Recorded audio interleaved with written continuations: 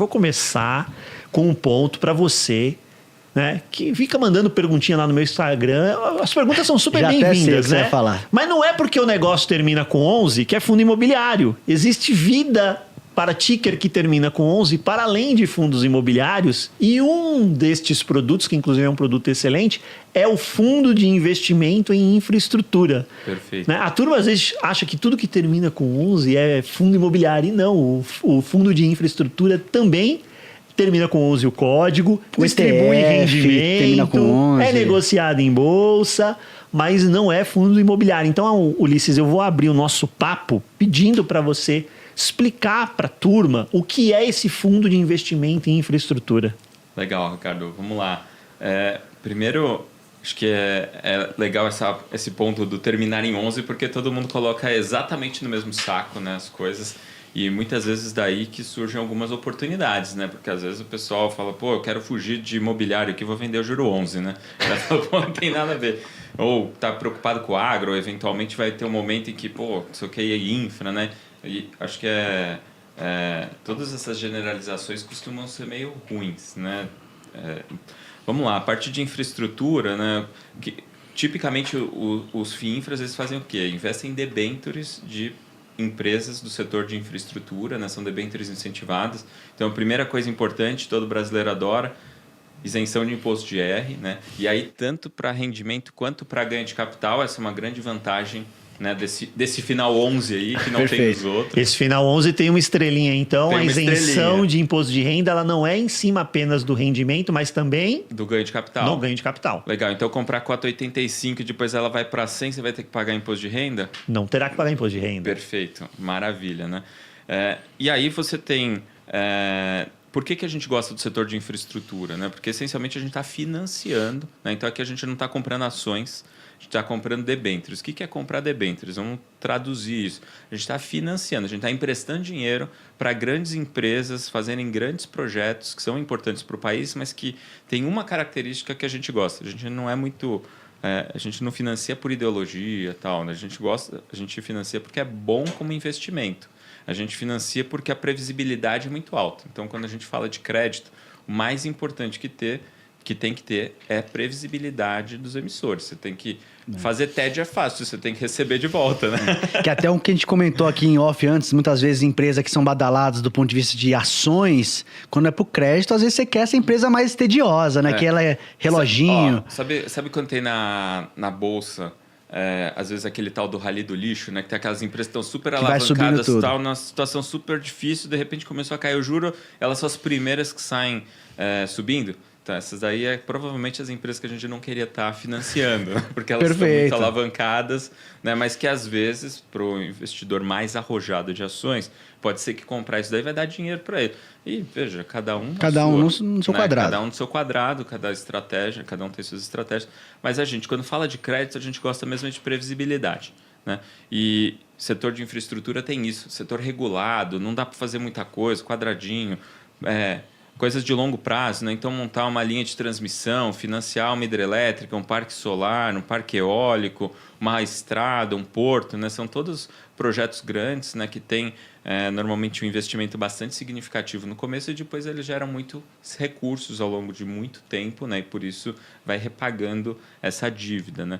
Então, quando a gente fala de crédito, né? A gente está falando sempre de eu quero coisas de risco menor, mas que eu tenho certeza que eu vou receber, né? E é isso que é a especialidade da Sparta, é o que a gente chama de high grade, né, que são os créditos de melhor qualidade. A gente gosta daquilo que tem mais chance de receber, que tem menos risco, né? E quando a gente monta uma carteira num fundo desses, né, de infraestrutura, a gente monta uma carteira já diversificada. Então, chega um investidor, ele pode comprar ali um código de negociação, né, o juro 11, por exemplo, CDI 11.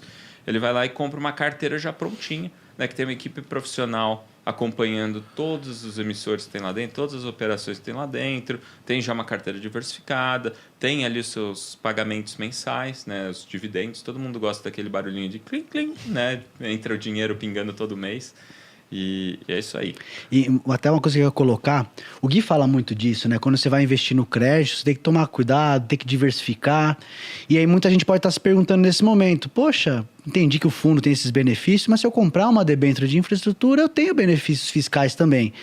E aí essa questão que você colocou, eu queria explorar. Quando você tem uma carteira, você pulveriza, você concentra pouco, porque às vezes pode dar errado. Mesmo que você faça análise, muitas vezes um crédito estressa. Então, a diferença para você entre você ter esse benefício comprando a debênture e em relação a comprar via um fundo, seria principalmente você delegar para uma gestão profissional e minimizar risco que o investidor teria? Vamos lá, acho que essa é uma parte legal, né? Vou tentar colocar de uma forma simples, né? E parece que ela não é muito glamourosa, mas é o que funciona.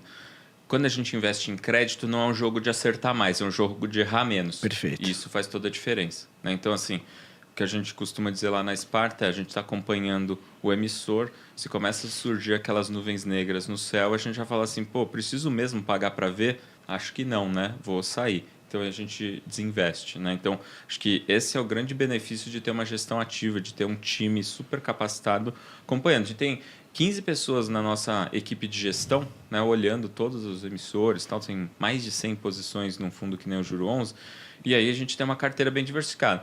Pô, vai que aparece uma coisa meio estranha, muda a regulação de um setor, tá bom, a gente investe em vários setores. Pô, vai que tem uma fraude em uma empresa, né? Aconteceu Americanas, não é infraestrutura, mas... Não é infraestrutura, tá, mas pode acontecer? Pode. De repente, uma fatalidade qualquer, né? A gente pega, de repente, sei lá, barragem que estourou, né? Uma enchente mais forte, Rio Grande do Sul. Né? Essas coisas acontecem de vez em quando.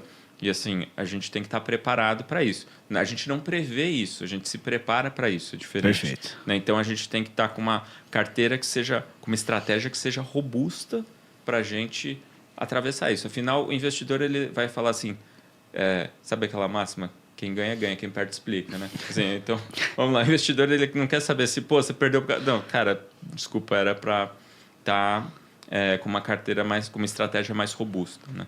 Então, acho que esse é o ponto. E, às vezes, quando a gente fala de diversificar, você pode falar assim, mas você pode comprar a debênture direto? Pode. Elas estão disponíveis. Boa parte delas está disponível. Nem todas estão. Então, a primeira diferença acho que está aí. A gente consegue acessar, né, muitas debêntures que às vezes elas não chegaram no varejo, elas estão só para os investidores profissionais, às vezes restritas ali só a fundos, etc. E que a gente tem um time bem experiente para analisar se tem uma remuneração adequada pelo risco, né, enfim, para fazer toda essa avaliação, o monitoramento, né? Esse é o primeiro ponto. E outra questão da diversificação. Se eu chegar para você e falar, pô, vamos montar uma carteira bem diversificada de 10 debêntures, você vai falar assim, pô, mas... Quanto dinheiro eu precisaria, né, para montar essa carteira? Precisa de bastante dinheiro para isso, e já parece bastante, né? Aí você chega e tem um problema numa debênture e você perde 10%. 10%. Né? Você perde o que você ia ganhar em um ano. Né? E aí, quando você pega uma carteira que nem o Juro 11, a debênture que mais tem posição tem menos de 3%.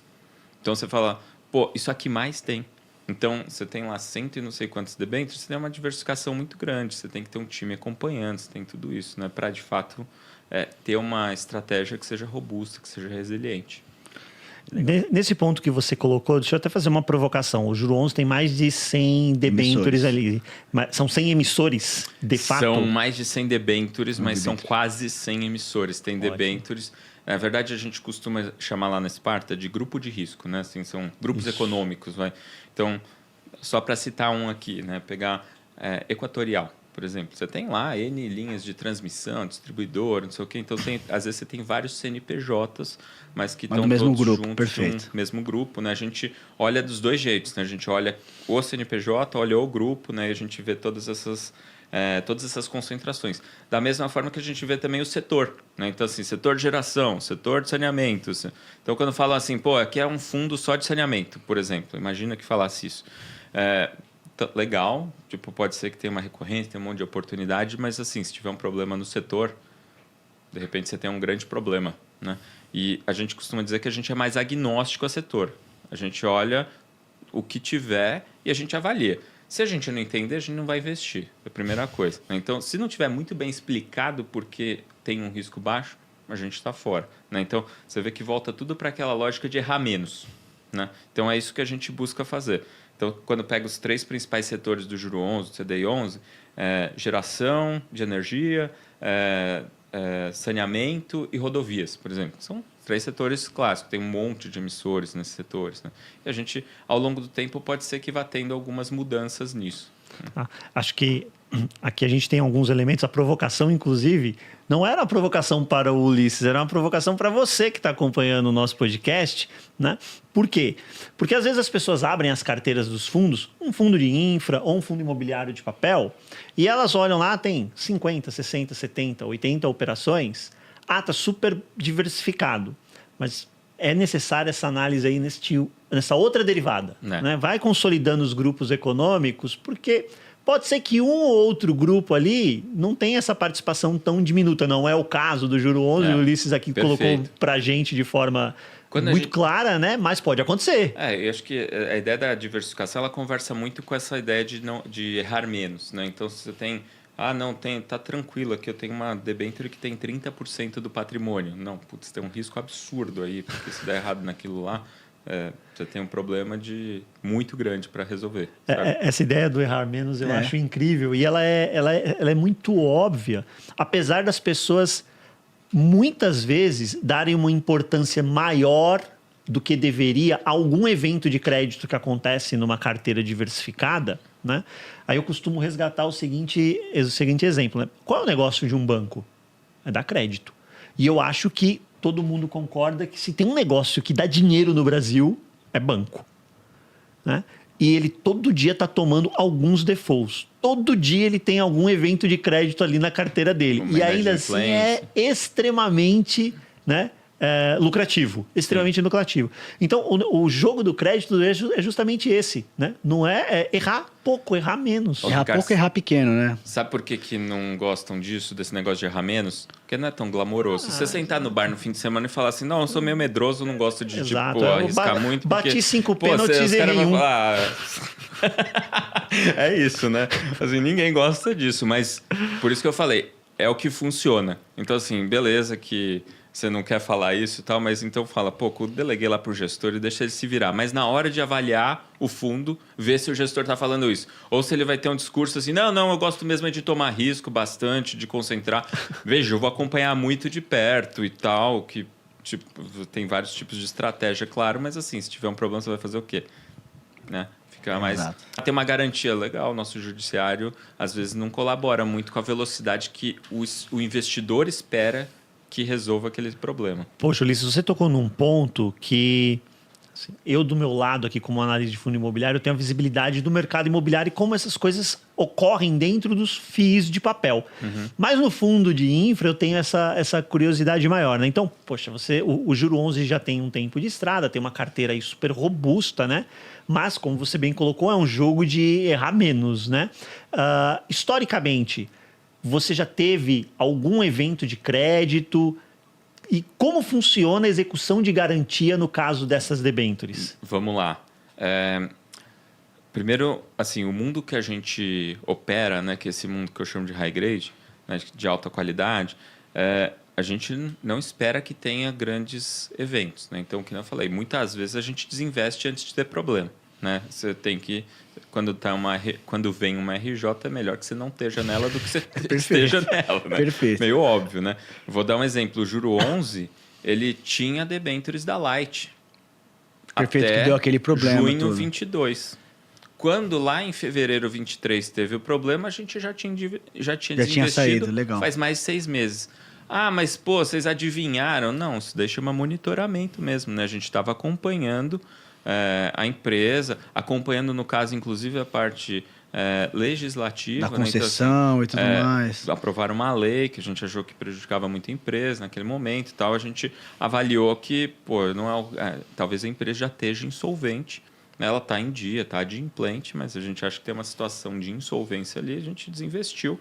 Né? E, felizmente, tinham pessoas querendo comprar nesses papéis. Né? Então, a gente vendeu para eles esses papéis.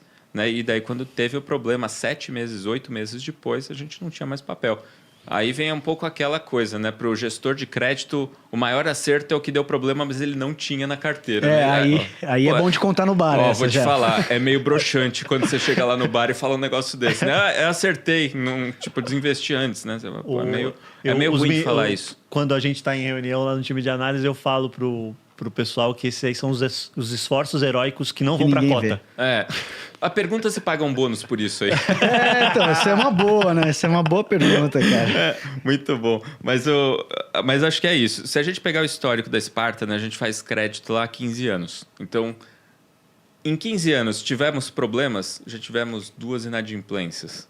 Né? A gente teve uma empresa em 2016, se não me engano, que foi para RJ e tal. Veja, já era pequena a posição, né? Então não afetou quase as cotas dos fundos, né? Salvos pela diversificação, né? Felizmente. E teve uma que foi uma fraude na Americanas. Perfeito. A gente tinha... E assim, não tinha como saber antes. Então, assim, aí é caso de foi fraude. Até engraçado, né? Porque a gente estava num movimento... Infeliz... Olha como são as coisas, né?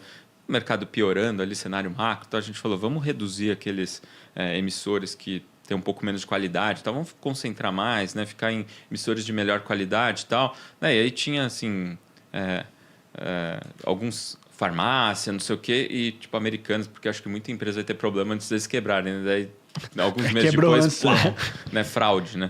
Então, foi um pouco infeliz, mas felizmente, ainda assim, a gente tinha uma diversificação grande, não foi um apertão grande, e não foi nos fundos de infra, né? O que seria muito estranho, mas acontece. Perfeito. E aí então é isso, assim, a gente teve 2 casos em 15 anos. Hoje a gente acompanha uns 300 grupos econômicos, mais ou menos, né? Então, assim, é um volume bem grande, tem que ter uma equipe grande para acompanhar isso, né? Leva tempo para a gente conseguir montar toda uma estrutura para conseguir acompanhar isso. Então, não é do dia para a noite, né? Trabalho de formiguinha mesmo. Sim. Mas acho que é isso que funciona.